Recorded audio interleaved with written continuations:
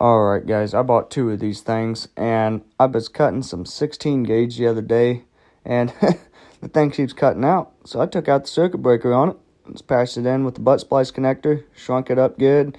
That little black thing right there, that's the circuit breaker. So we went ahead and popped that thing out, just popped it out, spliced it in, put it back together. There's the tools I used.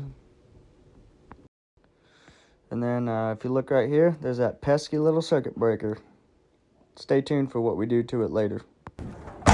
Alright everybody, I just modified my 8-inch Milwaukee metal cutting saw. I took out the circuit breaker and replaced it with an earplug. Hopefully it'll be a little quieter. And it won't kick out on me anymore. So, what better chance to try it on a piece of 2-inch metal? Old Blue's gonna be powering her today.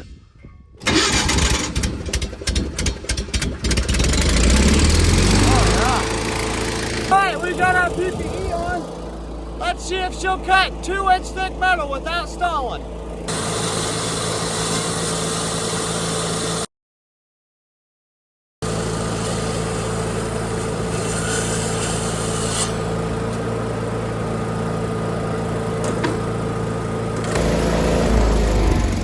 Alrighty, well, in fact, it did. It just cut 2-inch metal. Look at that. I mean, it did take a while, but it did it. Man, that stuff is going to be awesome to make wedges out of. All right.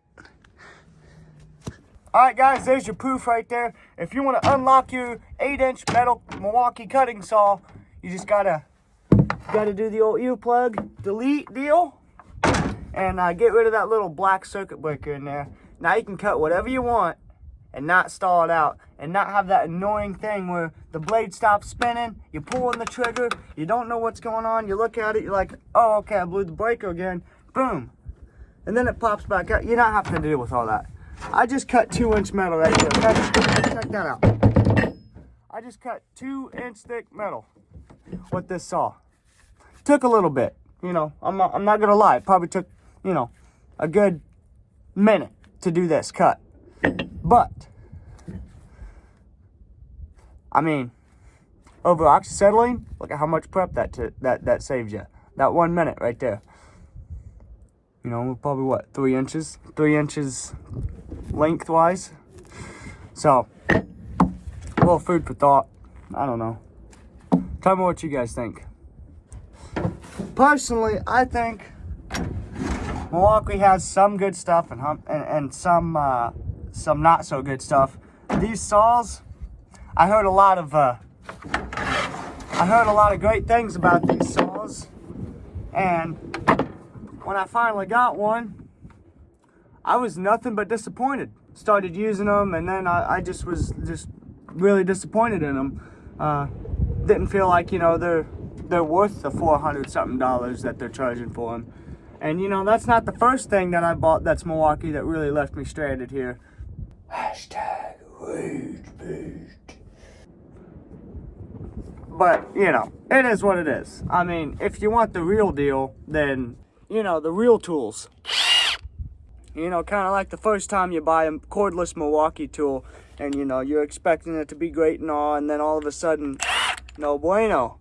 Kind of like this old girl. Nothing but disappointments. But, you know, hey, I'm not going to complain. Snap-on would have sold me that saw for probably $800 or $1,000.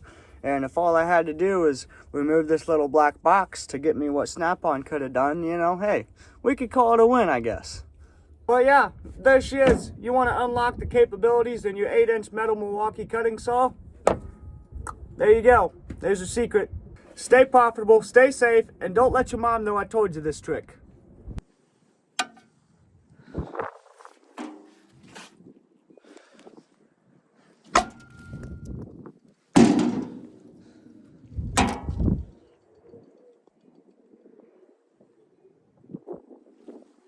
Hashtag rage bait. If there's one thing Milwaukee still has going for them, it's the Sawzall.